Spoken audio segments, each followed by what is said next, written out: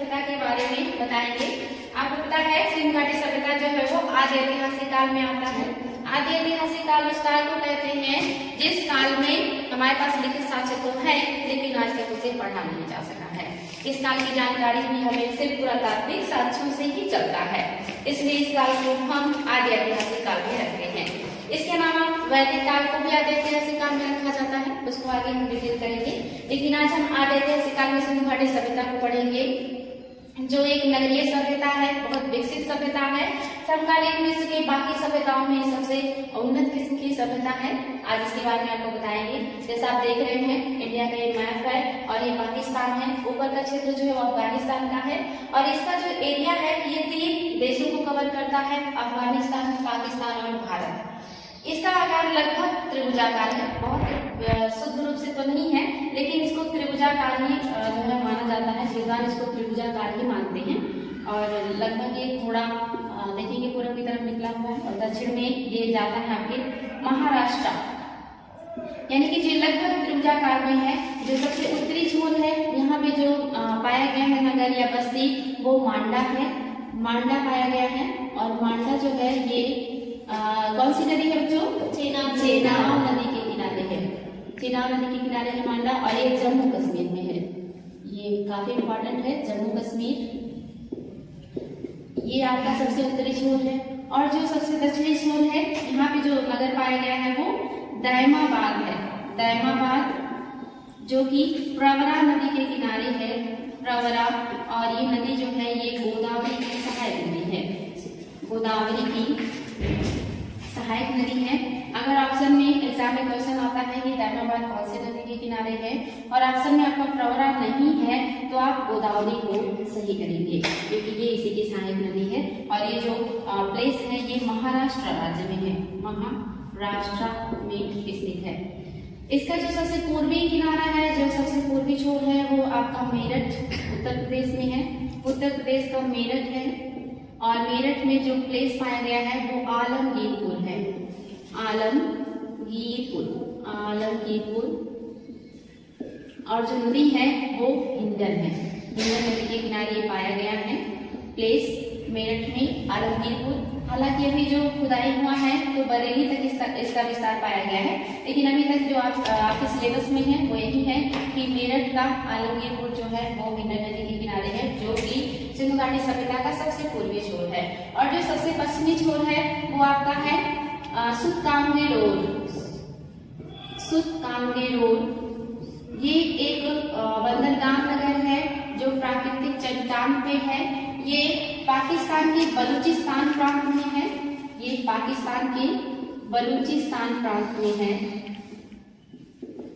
और यहाँ जो नदी पाया गया है वो दास नदी है, ये दास नदी के किनारे स्थित है। वेरी इंपॉर्टेंट एग्जाम में आता है ये क्वेश्चन कि कौन से जो है प्रांत में है, कौन से नदी के किनारे है, तो काफी इंपॉर्टेंट है ये आपका सुतकांगेरोड। ये आपका उत्तरी, ये पूर्वी, ये दक्षिणी और ये पश्चिमी विस्तार है। इसका जो पूर्व से पश्चिमी विस्तार है ये रंगनाथ लॉ के अकॉर्डिंग 1600 किलोमीटर है और जो उत्तर से दक्षिण का विस्तार है ये 1400 किलोमीटर माना जाता है। हालांकि अभी जो खुदाई चल रही है आपको पता है कि इसका जो खनन है 1921 से ही शुरू हो गया था और आप देखोगे लगभग 2021 आपका चल रहा है, 1 सदी से ज्यादा हो चुका है और अभी भी इसके बहुत सारे प्लेस, नए प्लेस सामने आते जा रहे हैं और इसका विस्तार वो बढ़ता जा रहा है। पहले तो इसका जो विस्तार है वो माना जाता था कि लगभग जो है 99 लाख कुछ वर्ग किलोमीटर, लेकिन अभी पहले ये माना जाता था कि इसका जो क्षेत्रफल है वो लगभग 15 लाख वर्ग किलोमीटर है, लेकिन वर्तमान में इसको 16 लाख तक पहुंच गया है। लगभग 16 लाख वर्ग किलोमीटर में इसका क्षेत्रफल पाया गया है नवीन खोजों से। तो इसका जो क्षेत्रफल विस्तार है वो काफी बढ़ गया है। और ये जो सभ्यता है ये अपने समकालीन सभ्यताओं में सबसे उन्नत, सबसे विकसित सभ्यता है। यहाँ पे 3 देशीय विस्तार है, लेकिन जो सबसे ज्यादा विस्तार है वो भारत में पाया जाता है। दूसरा जो है वो पाकिस्तान में और अफगानिस्तान में बहुत कम विस्तार पाए जाते हैं। सबसे ज्यादा जो बस्तियां हैं या जो नगर हैं या जो स्थल हैं सिंधु घाटी सभ्यता के वो भारत में पाए गए हैं। लगभग 925 स्थल भारत में पाए गए हैं। और जो है 475 स्थल पाकिस्तान में पाए गए हैं। पाकिस्तान में 475 हैं और 2 स्थल आपका अफगानिस्तान में पाया गया है। अफगानिस्तान में पाया गया है और यहाँ पे जो स्थल है वो एक है सोर्तुघई, इंपॉर्टेंट है बहुत, सोर्तुघई, और दूसरा है मुंडीगाग। ये 2 स्थल हैं जो अफगानिस्तान में पाए गए हैं। काफी इनका जो है एग्जाम में 2-3 बार एग्जाम में क्वेश्चन बन चुका है। पाकिस्तान में तो दूसरे नंबर पे सबसे ज्यादा, भारत में तो 925 है। 1400 से ज्यादा प्लेस इसके प्रकाश में आ चुके हैं। 1400 से प्लस प्लेस सामने आए हैं, जिसमें से आपका एक विस्तार दिख रहा है।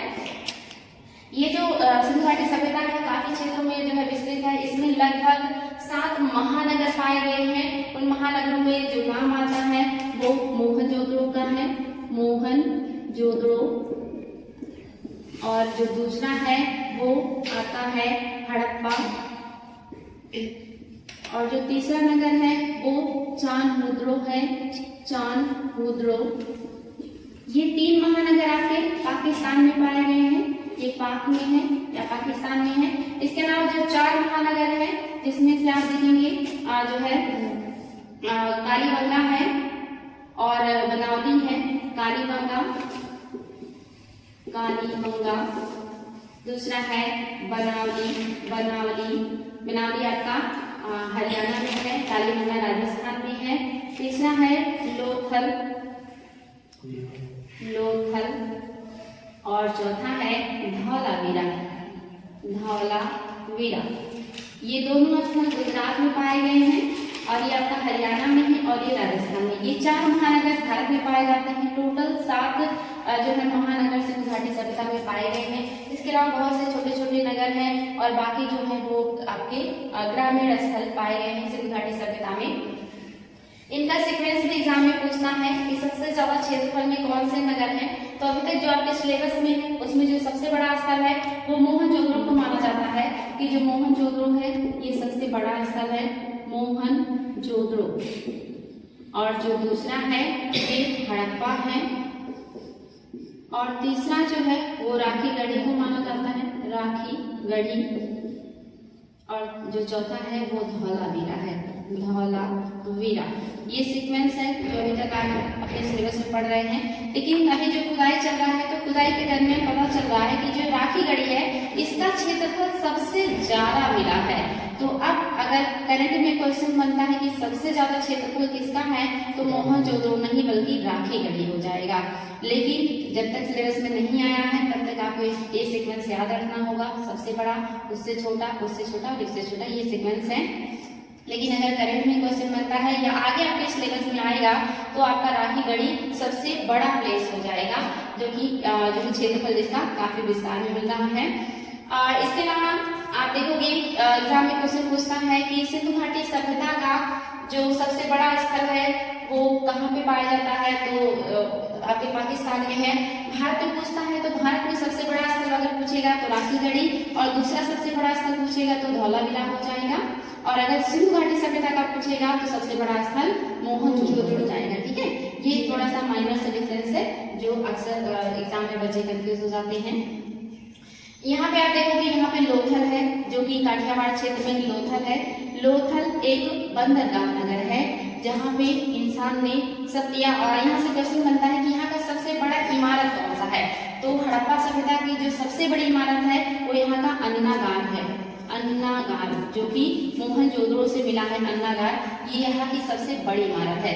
लेकिन अगर पूछे कि इंसानों द्वारा बनाई गई सबसे बड़ी संरचना सिंधु घाटी सभ्यता की कौन सी है तो आपका लोथल हो जाएगा। क्योंकि जो आपका लोथल है यहाँ पे जो एक नदी है भोगवा नदी के किनारे स्थित है। भोगवा नदी जो बहती है, भोगवा नदी से एक नहर निकाल करके ऐसे बंदरगाह का बनाया गया है, बीच में बंदरगाह निर्मित किया गया है। इस नदी से यहाँ से नहर ले जाई गई है और यहाँ से होकर के नहर से जो है जहाज अंदर जाते हैं और अपना सामान वगैरह उतारते हैं। फिर इनसे पतला सा नहर ला करके फिर से इसी नदी में, भोगवा नदी में जोड़ दिया गया है और इस पतली सी नहर से सिंचाई वगैरह होता रहता है और यहाँ से पानी हमेशा ताजा पानी आता रहता है और इधर से जो गंदा पानी रहता है वो निकल के फिर नदी में मिलता रहता है, जिससे ये नहर जो है ये हमेशा चलती रहती है, इसमें पानी हमेशा पर्याप्त रहता है और ये गंदा नहीं होता है। ठीक है, बहुत ही खूबसूरती से यहाँ पे दीवार बना करके बंदरगाह कृत्रिम रूप से बनाया गया है, बंदरगाह या गोटीवाड़ी का निर्माण किया गया है, इसीलिए एग्जाम में इसको सबसे ज्यादा पूछता है। हालांकि इधर भी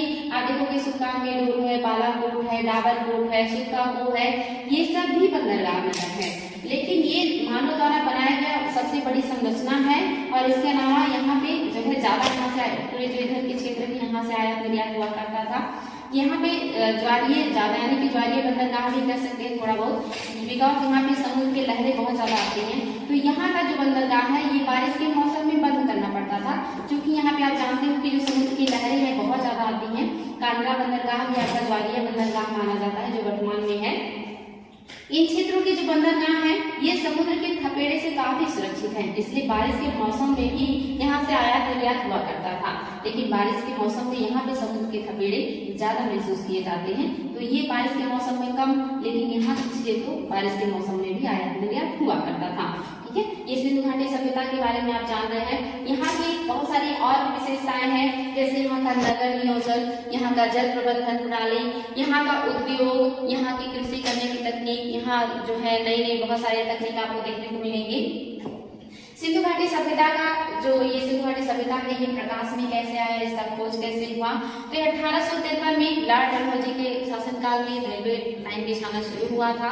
रेलवे मतलब जो लाइन बिछाया जा रहा था, इसी क्रम में जब कराची से लाहौर के मध्य रेलवे लाइन का जो है विस्तार हो रहा था या बिछाया जा रहा था, तो रेलवे ट्रैक में ईंट लगाने की जरूरत पड़ी थी या ईंट लगाना था, तो बगल में उन्हें ऐसे खंडहर जैसे जो है प्लेस दिखे थे और वो खंडहर हड़प्पा का था और लोगों ने उनसे जो वहाँ की इमारतें थी वहां से बहुत सारे ईंटों को निकाल करके रेलवे ट्रैक में लगा दिया, जिससे हड़प्पा के बहुत सारे जो भवन थे वो क्षतिग्रस्त हो गए या नष्ट हो गए।